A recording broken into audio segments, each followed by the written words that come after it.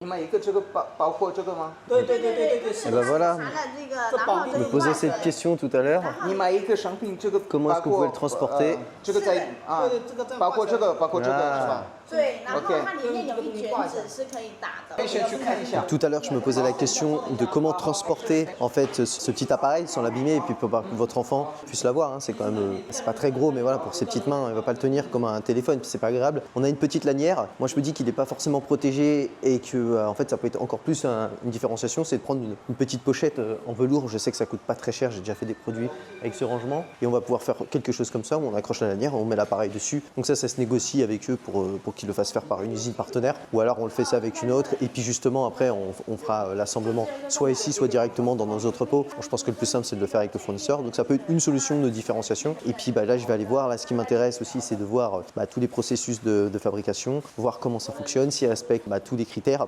de notre processus de validation de fournisseur. On va aller voir aussi un élément, moi ce qui m'intéresse, je vais poser beaucoup de questions, c'est sur les batteries. J'ai eu des produits électroniques, donc les produits électroniques ça peut être un peu plus compliqué même s'il y a beaucoup de rentabilité et que ça cartonne. Mais il faut faire attention en fait à la qualité de la batterie, enfin sa durée de chargement et sa durée en fait de temps. Par exemple là, elle nous a dit que c'était 2 heures. Il faut vérifier voilà, si au fil du temps, des mois, la batterie ne se dégrade pas et que ça dure que 30 minutes.